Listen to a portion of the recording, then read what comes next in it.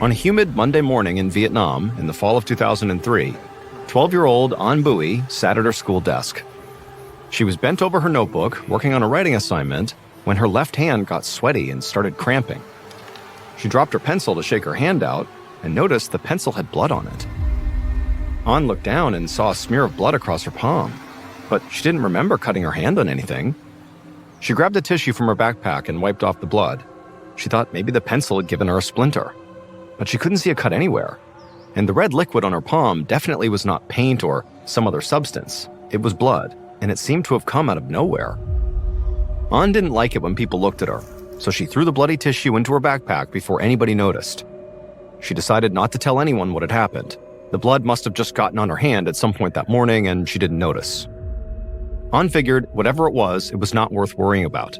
So she turned her attention back to the lesson and tried to put the strange moment out of her head. A few months later, An was reading at her desk, trying to ignore a headache.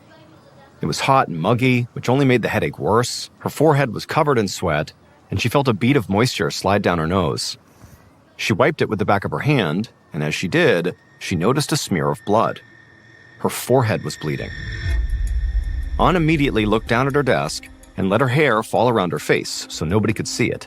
She tried to be inconspicuous as she touched her forehead, searching for a cut. The skin was unbroken, but there was more blood on her fingertips. And to make matters even stranger, there was a small pool of blood in her palm as well. She was stunned. Blood seemed to be seeping out of her hand and forehead for no reason. Then, An heard someone whispering behind her. She turned around and saw two of her classmates huddled together and pointing at her. Then another girl noticed and tapped the boy next to her on the shoulder. Within seconds, the whole class was gawking at her. An was mortified. She darted out of the room and down the hall to the bathroom. She made sure nobody else was inside. Then she turned on the faucet and scrubbed her hands and face until all the blood was gone. And then after that, she inspected her forehead and palms in the mirror, but there weren't any cuts on her body. An couldn't understand where this blood was coming from, but she still didn't want to tell the teacher or her mom. To her, that would just make the whole problem worse. And right now, all she wanted to do was forget this morning ever happened. One afternoon, a year later, An's mother, Tui, was walking An home from school. She tried to ask her daughter about how her day went, but An just stared at her feet as they shuffled down the busy sidewalk. An, who was 13 years old now, had spent the past year acting very quiet and withdrawn. She was always checking her reflection in shop windows and running her hands over her face like she was checking for acne or something. Plus, An wasn't in any school activities this year. An had always been shy, but she was becoming a loner. Tui wasn't sure what to do about it. Once they got home, An kicked off her shoes and went straight into the living room without saying a word. But Tui cried out in surprise when she saw that An was leaving a trail of bloody footprints on the ceramic floor. She ran to her daughter to see if she was hurt. An whirled around and looked down at the floor, but instead of checking her feet for an injury, she began wiping her forehead and inspecting her palms. Tui asked what was going on, but An didn't say anything. Instead, she just flopped down onto the couch and buried her face in her palms. Tui felt like her daughter must be hiding something, and so speaking very firmly, she told An to explain right now. An looked up, her face shiny with sweat. Then, red droplets began falling down An's forehead. Tui couldn't believe her eyes. It looked like An was sweating blood. But An didn't seem shocked by this at all. Instead, An just seemed sort of embarrassed. Then Tui remembered something. Over the past year, she'd occasionally found small traces of blood on An's clothes. She hadn't thought much of it. She figured An got little scrapes and cuts sometimes, like all kids do. But now, Tui asked her daughter if all those stains had been this bloody sweat. An nodded and said yes, then burst into tears. An said she was absolutely miserable. For the past year, in addition to sweating blood, she'd been spontaneously bleeding from her palms, the soles of her feet, her scalp, sometimes her arms and legs, and even her torso. And so her classmates thought she was really weird, and they made fun of An every time this happened. And also her friends didn't talk to her anymore because of the bleeding. The whole school basically shunned her for being this freak. An said she had tried her best to hide the bleeding, but occasionally she would bleed through her school uniform and everybody would see. Tui didn't know what to think. She couldn't believe that she hadn't realized this was going on. But at this point, all she thought was her daughter clearly needed help. She had to get An to the doctor as soon as possible.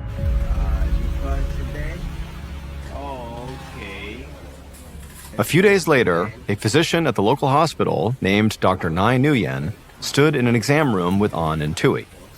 As she inspected An's scalp, An explained how this spontaneous bleeding had basically made her a laughingstock at school and was ruining her life.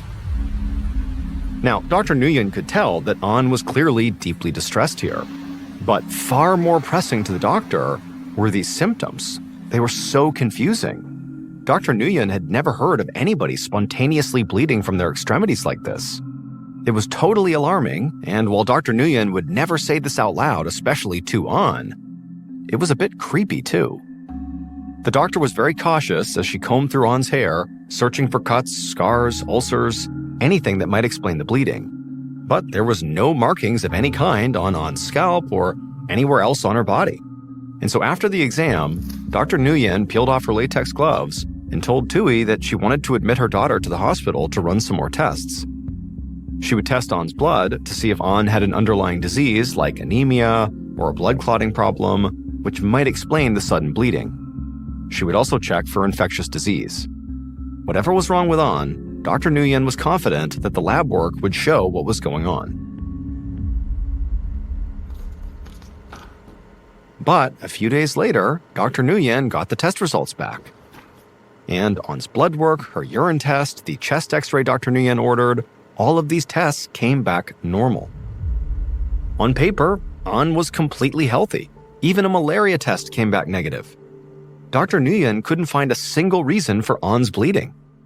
And unfortunately, even though An claimed to have bled at least a few times since being admitted to the hospital, Dr. Nguyen had never been present to witness the onset of the bleeding, which made Dr. Nguyen consider a different possibility. An said she often bled from her palms, feet, forehead, and torso. And while Dr. Nguyen was not Christian, she still knew these were the same locations on the body where, according to Christian doctrine, Jesus had bled from during his crucifixion.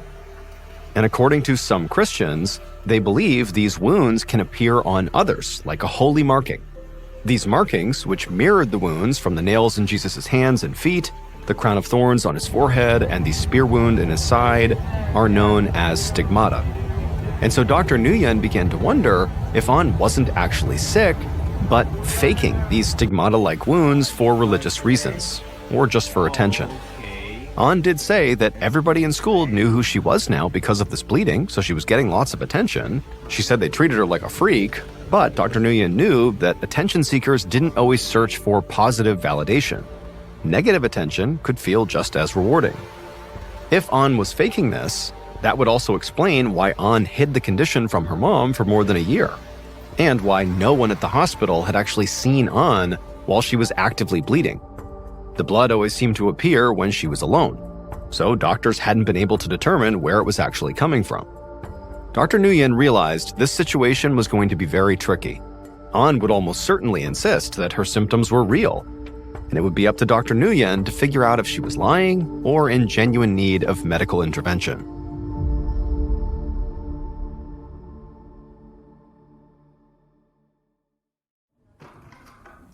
The next morning, Dr. Nguyen walked into An's hospital room as An was finishing breakfast. Tui sat in a chair against the wall, flipping through a magazine. Dr. Nguyen closed the door for privacy and told Tui and An about the test results. She explained that without any evidence, it was going to be very difficult to diagnose An with a medical condition.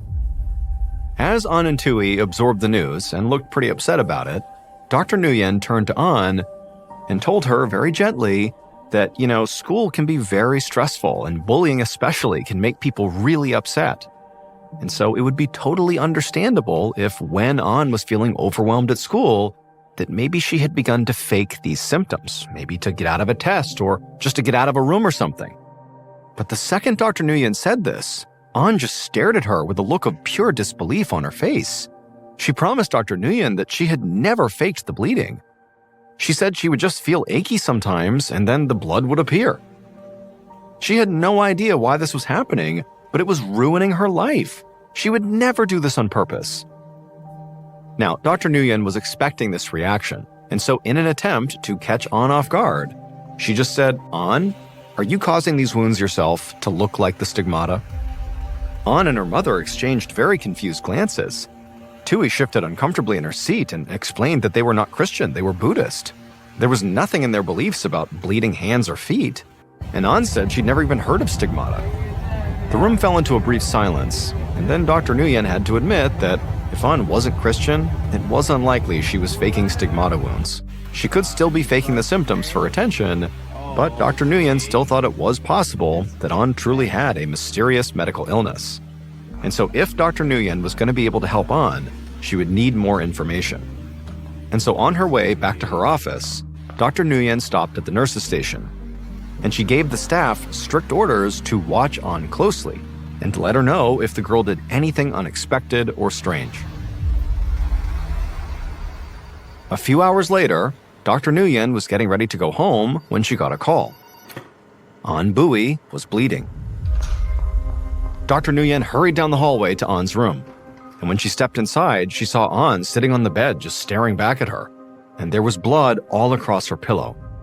An's mother was standing next to the bed looking very confused. Dr. Nguyen asked Tui if she had seen the bleeding begin, but Tui said no, she was asleep when it started.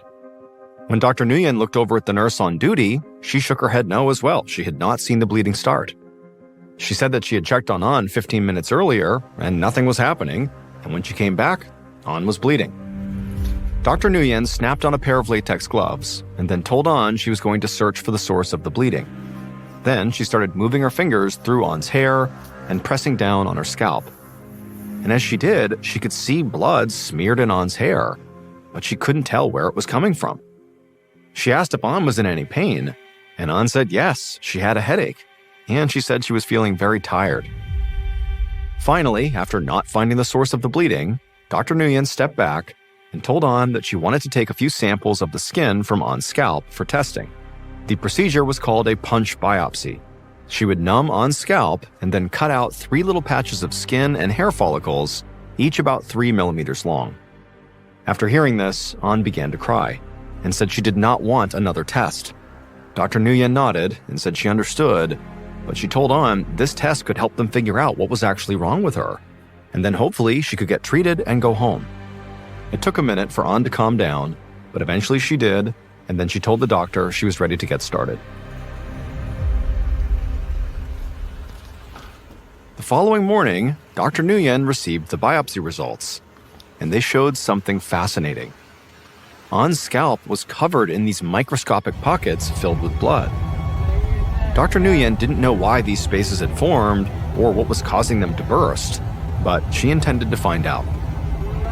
Dr. Nguyen, during the biopsy, had also collected some of the bloody mixture that coated An's scalp, and results showed that it was actually a mixture of red blood cells, white blood cells, platelets, and sweat.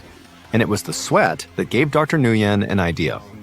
She told An to go to the stress testing room in the cardiology department. And when Dr. Nguyen arrived, An was already standing glumly on the treadmill. An stared angrily at Dr. Nguyen, while a technician clipped the safety cord to her shirt, and a nurse double-knotted An's shoelaces. Dr. Nguyen couldn't blame An for being annoyed here, but she didn't have time to argue with an angry child. She had a case to solve. Because the bloody mixture contained sweat, Dr. Nguyen wondered if she could induce the bleeding with vigorous exercise. And so she was going to have An sprint on the treadmill to see if she could make her sweat turn red. Once everything was all set up, Dr. Nguyen nodded to the technician. The treadmill belt began moving, and the technician ramped up the speed until An was running. In no time, she was breathing hard and sweating. Except there wasn't any blood in the sweat. So Dr. Nguyen had the technician turn up the speed of the treadmill. As the belt moved faster, An struggled to keep up. Dr. Nguyen crossed her fingers, hoping that blood would appear on the girl's forehead. An's face grew pink and then beet red from the exertion. For a moment, Dr. Nguyen thought the blood was poking through An's skin, but then she realized An was just bright red from running so hard. Her sweat was still clear. Dr. Nguyen felt defeated as she told the tech to shut the treadmill down. Dr. Nguyen forced herself to smile. She told An she did great work, but she was secretly very frustrated. If a stress test didn't cause the bloody sweat, Dr. Nguyen didn't know what would, and so it made her turn back to her initial suspicion that An might somehow be causing the bleeding herself. Now, she couldn't understand how An might make her own scalp bleed, but it had been more than a week, and still no one at the hospital had seen the actual onset of An's bleeding. Her own mom hadn't even seen it. And so if An was deceiving everybody, then Dr. Nguyen wanted to put an end to it, today. And so Dr. Nguyen pulled An's nurse aside and told her to sit by An's bedside overnight and to watch the child like a hawk. She told the nurse not to leave An alone, not even for a moment.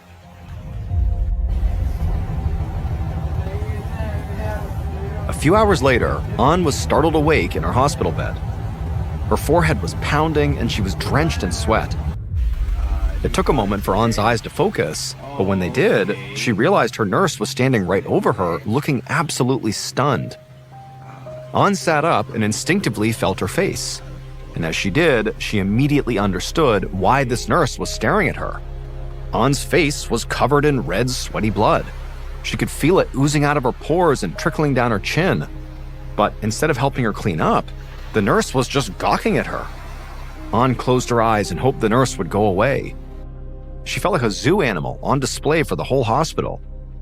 When she opened her eyes again, the nurse was still looming over her, but instead of staring at her, the nurse smiled and told An she was going to call Dr. Nguyen. And she told An that she was now certain An could not be faking her symptoms. An was so relieved. A few days later, An would get her diagnosis. Once An had begun bleeding in her sleep in full view of that nurse, Dr. Nguyen was convinced the bleeding truly was spontaneous. But she still didn't understand why it was happening. After thoroughly searching medical literature for cases of spontaneous bleeding from the hands, feet, and head, Dr. Nguyen eventually discovered a rare condition that matched An's presentation. Its scientific name is hematidrosis. Now, not much is known about hematidrosis, but it's a condition that causes tiny blood vessels in the skin to break open. The blood inside these vessels might get squeezed out through the sweat glands or leak into hair follicles, causing the patient to essentially sweat blood. Doctors don't know exactly what triggers hematidrosis, but they think it could be related to stress, like the fight-or-flight response. This condition has been reported only in a limited number of documented cases, making it difficult to study extensively. However, there are some historical reports of similar cases. Some scholars believe that many documented cases of stigmata throughout history were actually just misdiagnosed cases of hematidrosis, which technically would have made Dr. Nguyen's initial diagnosis correct. An was suffering from stigmata, but not for religious reasons. In fact, Dr. Nguyen never discovered what actually caused An's bleeding episodes. But she did find a way to cure them. Dr. Nguyen prescribed An lorazepam, a mild benzodiazepine commonly used to treat depression. It helped reduce An's anxiety, and after 2 months on the medication, the bleeding stopped.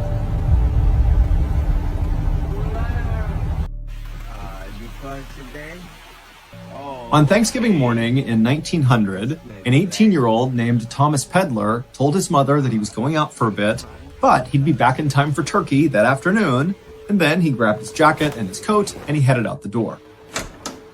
Thomas lived in a very working-class neighborhood in San Francisco, California, where, generally speaking, nothing big really ever happened. It was kind of a place where people just worked, and that was it. But on this day, something huge was happening in Thomas's neighborhood.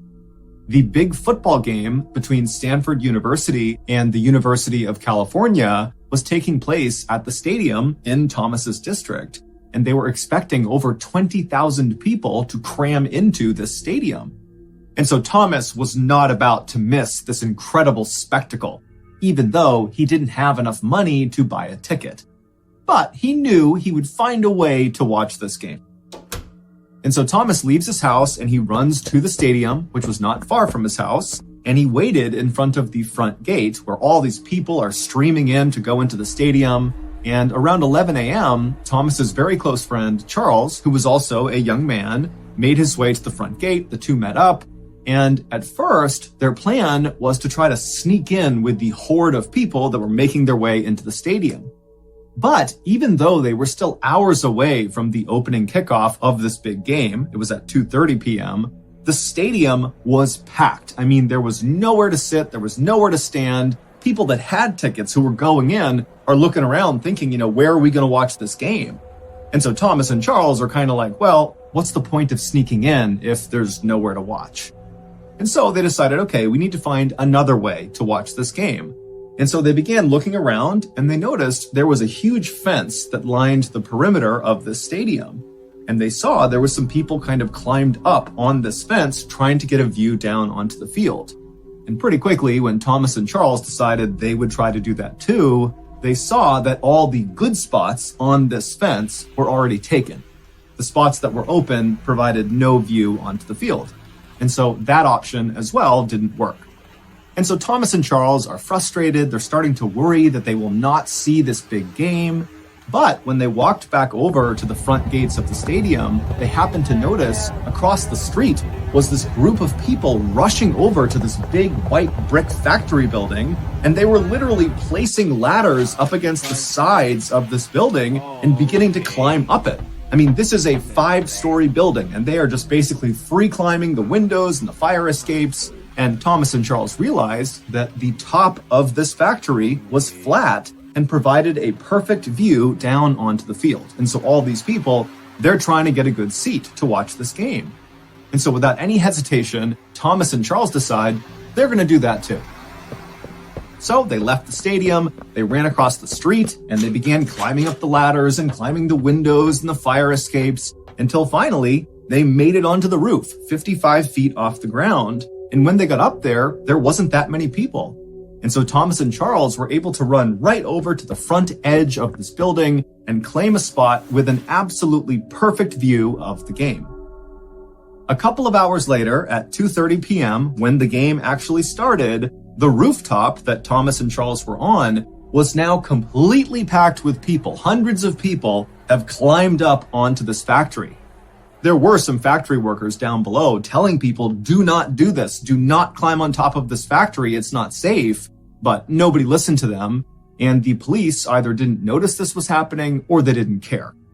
And so there's all these people that are on this roof. They're all super excited and the game has begun. It's 2:30. And as soon as the game started, it was like the crowd in the stadium, which could be heard very easily from this rooftop, just kind of erupted. And there were all these bands playing in the stadium. I mean, it was chaos down below and it really caught on the roof. All these guys, including Thomas and Charles, they're getting amped about this game. They're singing, they're chanting, they're screaming, they're yelling. I mean, it's total chaos. And Thomas and Charles loved it.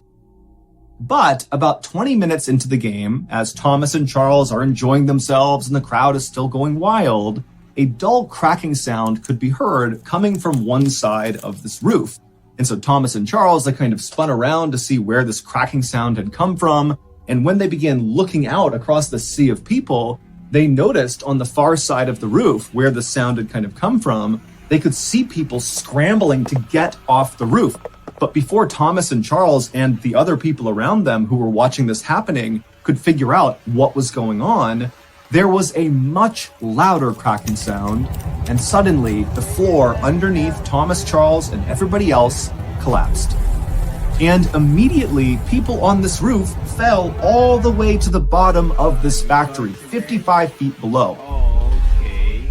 There weren't loads of floors inside of this factory. Instead, it was basically just one big building, 55 feet high, that housed this brick structure right in the center of the factory that was almost as tall as the entire factory. It was almost like the factory was a shell around this brick, smaller structure right in the middle that was like 40 feet tall. And so after the ceiling collapses, Thomas, he falls, but miraculously, he lands on a wooden beam that stretched across the entire factory, like a support beam, and he grabbed onto it, saving himself from falling all the way down. And so Thomas, he only fell maybe 5 feet, so he was okay, but he didn't have a great grip on this beam. He was holding on, but just barely. And so Thomas, he turns and he's looking around at what's happened below him, and he's hearing people screaming, and he's hearing the sounds of people running around trying to help those who have hit the ground on the bottom. And Thomas immediately begins scanning for Charles, and he finds him. Charles was one of the other fairly lucky people, at least in Thomas's mind. Charles seemed lucky, because instead of falling from the roof all the way to the ground, Charles and 15 or 20 other people had fallen right onto that brick structure that kind of made up the main part of this factory. And so Charles had only fallen maybe 10 or 15 feet onto this structure. And so Thomas is thinking, oh, Charles and these other people, they've survived this fall. They're okay. However, the second Charles and the others who supposedly were saved by landing on this brick structure, the second they hit that brick structure, despite not suffering catastrophic injuries like broken bones and horrible internal injuries, these people on the brick structure began letting out these primal screams, these just horrible blood-curdling screams. And as they did, these loud popping sounds began coming out of their body, and then their bodies began contorting forward, almost like a bug rolling up onto itself. It would turn out this factory was not a normal factory. This was a glass factory, and in order to make glass, you need to heat sand and some other chemicals up to extraordinarily high temperatures. You need a furnace that can literally burn hotter than lava. And so that brick structure that was housed in the middle of this 5-story tall factory was a glass furnace, and it was on. And so even though the inside of this furnace was the hottest place, it was over 4,000 degrees Fahrenheit, the outside of this furnace, where Charles and the others had landed, believing they were saved from this 55-foot fall to their death, was still extremely hot, so hot that the factory workers couldn't even go near the furnace, even with special equipment on. The way they worked with this furnace was with these long metal pokers. They would work the flames and the glass at a distance. And so the instant that Charles and the others landed on the top of this furnace, they began to light on fire. Those snapping sounds that were coming out of their bodies was the sound of them instantly igniting on fire. And so Thomas and the others who had initially survived this horrible collapse watched as Charles and the others shrieked, and their bodies continued to contort, and they continued to burn and smolder. And Charles actually, he would roll up so tightly that his body began to roll down the curved side of this furnace. And at some point, his body slipped into a crack in the furnace, and he actually fell into the flames inside, at which point he went silent. Around the time that Charles and the others stopped shrieking, a number of people just out on the road heard the commotion, and they came inside, and one of them was Thomas's father. And in a terrible twist of fate, he actually looked up and saw his son clinging to the beam, Thomas. Except it was so hot inside of this factory that Thomas was sweating, he was losing his grip, it was really hard to hold on to this beam. And his father watched as Thomas lost his grip and fell the 10 more feet down onto the furnace exterior. He landed feet first, then he fell onto his stomach and his face. He immediately ignited on fire, began shrieking, and then went silent. All told, 23 people would be killed during this roof collapse, and dozens more would be horribly injured and disfigured. This collapse goes down as one of the very worst disasters in sports history. However, on this day, the crowd inside the stadium was so caught up in the game that they actually didn't notice this horrible tragedy taking place just 100 feet away from where they were. It wasn't until the end of the game, when the winning team's fans carried their players in this kind of spontaneous parade out of the stadium to celebrate, that they walked out onto the street and saw all these burnt up, rolled up corpses of the people who had landed on the furnace.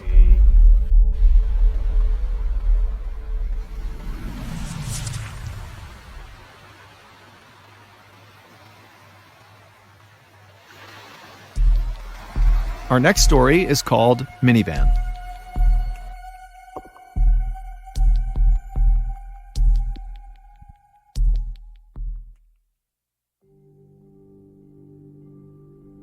On the afternoon of April 10th, 2018, 16-year-old Kyle Plush had just finished classes at Seven Hills High School in Cincinnati, Ohio. He walked out the school's doors and began walking straight across towards the sophomore parking lot where his car, a minivan, was located. Although Kyle had suffered from a spinal cord injury at a young age, he had made a remarkable recovery. He not only walked after his injury, he ran. He went downhill skiing, he biked, he swam, he played soccer.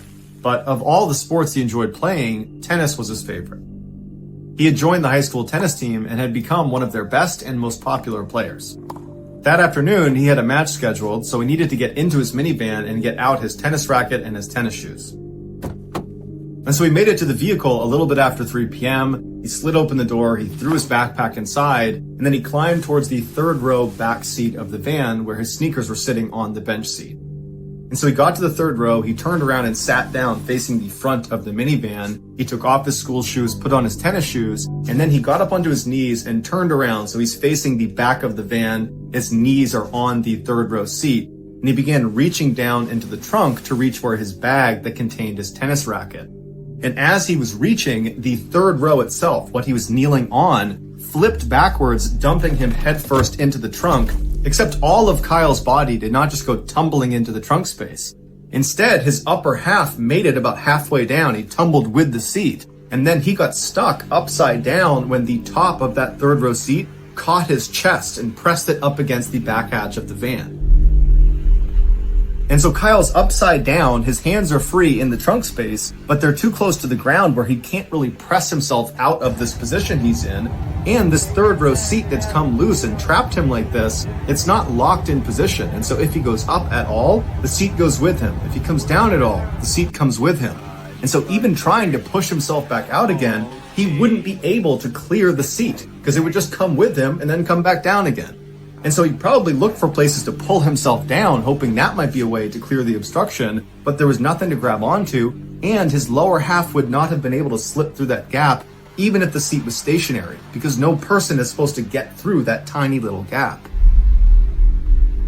There was also no inside handle on the back hatch that Kyle could have grabbed and potentially opened the back door. And so he was entirely reliant on somebody showing up and opening the trunk to get him out. But the scariest part of this situation was that loose third row that came forward and trapped Kyle against the back of the van, it weighed nearly 100 pounds and it was driving against his chest. And so he would have had to fight with every breath he took in, pushing up that 100 pounds just to get a marginal breath. But worse than that, if Kyle didn't constantly put air into his chest and keep it full and inflated and strong, that seat would literally crush his chest and kill him. Kyle knew he had to find a way to signal someone that he was in this car.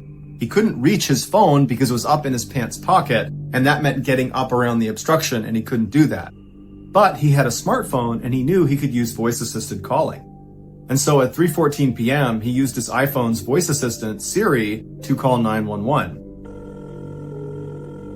As soon as the dispatcher picked up, Kyle was frantic, and he was yelling, "Help, help, help, I'm trapped in a minivan in the Seven Hills parking lot. Someone needs to get me out." But the dispatcher couldn't really understand what Kyle was saying, because you gotta remember, Kyle is yelling from in the trunk space through this collapsed seat up to his phone in his pocket. And the dispatcher was just having a hard time understanding what he was saying. Although, if you listen to the audio, it's plainly clear that Kyle is in distress. You can hear that he's yelling, and you can hear him banging, which apparently is him banging on the inside of the car. And so they kept asking Kyle, "Where did you say you are? What's going on?" But Kyle, he can't hear his phone. So Kyle just kept frantically repeating his situation, saying his name, where he was located, what was happening to him, in hopes that maybe somebody on the other end of the line would understand what was going on and would come save him. Towards the end of the call, Kyle tells the dispatcher that he thinks he's going to die here. And when the call does cut out, the dispatcher tries calling Kyle back, but it goes to voicemail, and his voicemail only indicated his name was Kyle. It didn't give a last name or anything about him. Not knowing if this was real or a hoax, the dispatcher wrongly labeled this call as unknown trouble when they broadcast it to police. And the dispatcher did not communicate that Kyle was obviously in distress. He was screaming and banging on something throughout the call, and even referenced that he thought he was going to die. Had the dispatcher given Kyle's call a higher priority, fire and rescue would have been alerted, and they could have used their advanced mapping technologies to pinpoint where Kyle's cell phone was, and they could have found him that way. Instead, local police were sent to the Seven Hills High School area to go look around the different parking lots that this caller could have been in. But there was nearly a dozen of these parking lots associated with the high school, making it a huge search area. And again, these police officers were not even aware what they were looking for. They were looking for unknown trouble associated with some caller somewhere around this huge high school. And so the police show up and begin kind of meandering through all these parking lots, staying in their vehicle, just kind of looking around, and they don't see any problems. Although in reality, they were right near Kyle the entire time. At 3:35 p.m., with the police still patrolling the parking lots around the high school, Kyle used Siri to call 911 again, and a different dispatcher answered. Now, at this point, it's been 21 minutes since Kyle's first 911 call, and so the weight of that third row is becoming unbearable. His voice is very weak, it's very faint, you can tell he has labored breathing, and every word is punctuated with a long silence as he tries to get out anything he can to try to help himself. And one of the things he says to the dispatcher as soon as they answer is, "If I die, I need you to tell my mother that I love her." And then there's a silence. And Kyle asks them, "Can you hear me?" And there's still a silence. And he says, "This is not a joke. I'm trapped in my gold minivan in the Seven Hills sophomore parking lot. If you don't get here soon, I'm going to die." There's another silence, and then Kyle says, "Hey Siri." And then there's silence. And he says, "Hey Siri" again, and again, and again, and then it goes silent. The second dispatcher had heard Kyle on this call, but for some reason did not relay to the patrolling officers in the area Kyle's dire situation or his exact position, that he was in this gold Honda Odyssey in the sophomore parking lot. For some reason, that was not communicated to those officers. And so 2 minutes after the second 911 call ended, those two officers left thinking there's nobody here, there's no trouble, and that was it. Kyle was left all alone.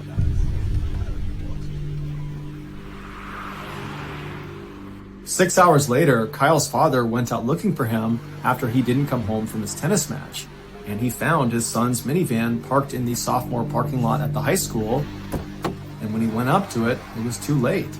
His son was still trapped upside down in the back in the trunk, and he had died after the third row had finally crushed his chest, causing him to asphyxiate.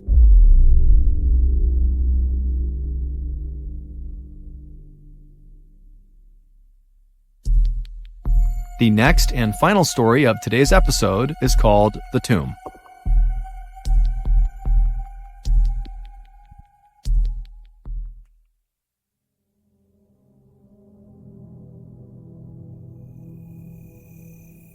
In August of 2015, 16-year-old Nacy Perez suddenly woke up in the middle of the night. As she lay there scanning around the dark, tiny room that she was in, it dawned on her that the most likely reason she had just woken up is because she really needed to use the bathroom. And so she climbed out of her bed and she began carefully walking across the room where her other relatives were sleeping on the floor as she moved towards the back of the house. Nacy lived in a town called La Entrada, which is located in one of the poorest and most dangerous countries in the world, Honduras. But despite the harshness of her reality, Nacy was pretty happy. She had recently married the boy she was in love with. His name was Rudy, and the two of them were both very excited about their first child, which was due in a matter of months. So Nacy reached the back of her house, she pushed open the back door, and she stepped out into the hot night air, and then she made the familiar walk across her backyard toward the outhouse. But Nacy would never reach the outhouse. The next morning, Nacy's mother woke up first. Her name was Maria, and as she passed by the back door, she looked outside and she saw Nacy lying on the ground. And so Maria, she screams, she runs outside to her daughter, and she flips her over and she's looking at her, and Nacy is unresponsive and she's foaming at the mouth. Now, they're in a part of the world where healthcare was not top-notch, not even close. And Honduras is known for being an extremely religious part of the world. And so Maria did not think, oh, I should send my daughter to the hospital or I should call a doctor. Instead, Maria and the rest of Nacy's family, who had all streamed outside because of the commotion, they decided to call a priest to perform an exorcism because the belief was Nacy must be possessed with demons. And so a priest was hailed to the residence, and the priest would perform an exorcism on Nacy, but it wouldn't do anything. And so at that point, Maria and the rest of Nacy's family would take Nacy, who was still totally unresponsive and foaming, to the local hospital. But by that point, it was too late. Nacy was dead.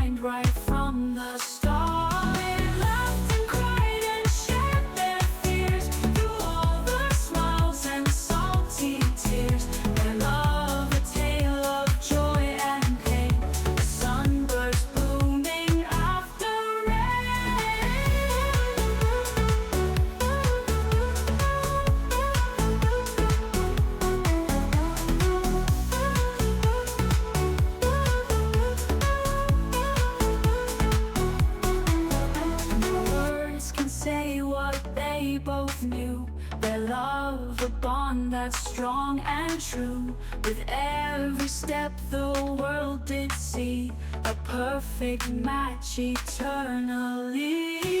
Hand in hand they stroll the night, two hearts beating pure delight. Their love a dance beneath the moon, together always one sweet tune.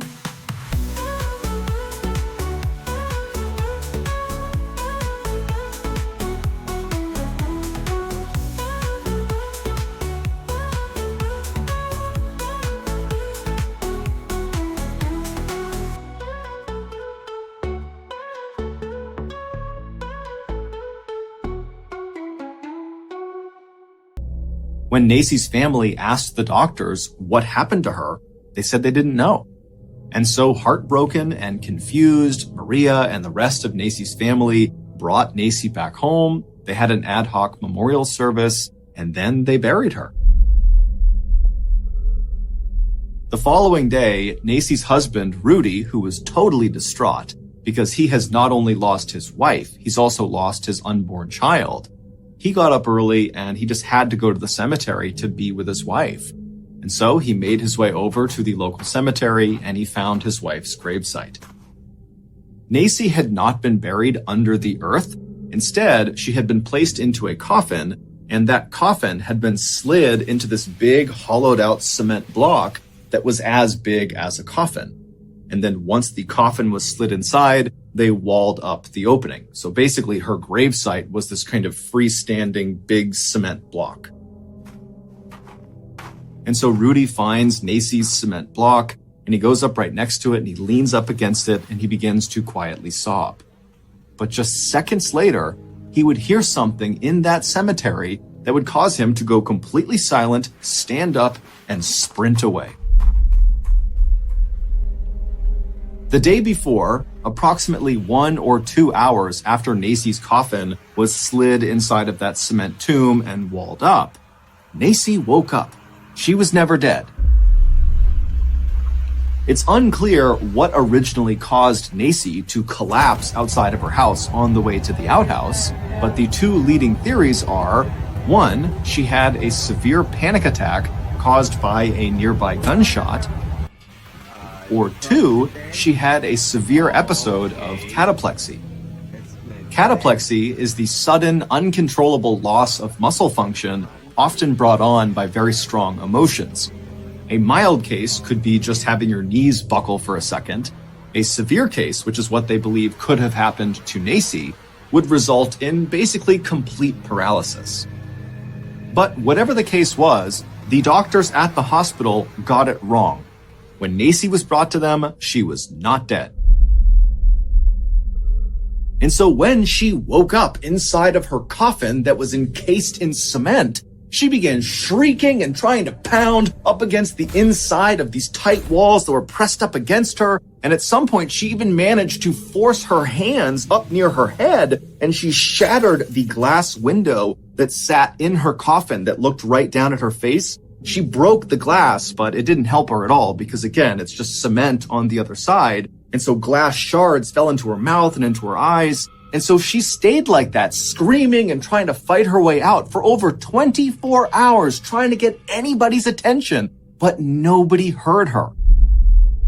Until her husband, Rudy, he leaned up against her tomb and he put his ear right up against the cement and began to cry. And that's when he heard through the cement the sound of his wife calling out for help. Rudy instantly ran and got help, and he and his family came back. Then they broke open the side of this tomb and they pulled Nacy's coffin out. And even though she was now unresponsive, she had a faint heartbeat. And so they rushed her to the hospital, but by the time she got there, she really had died. Nacy had finally just run out of oxygen, likely within minutes of her husband finally hearing her screams.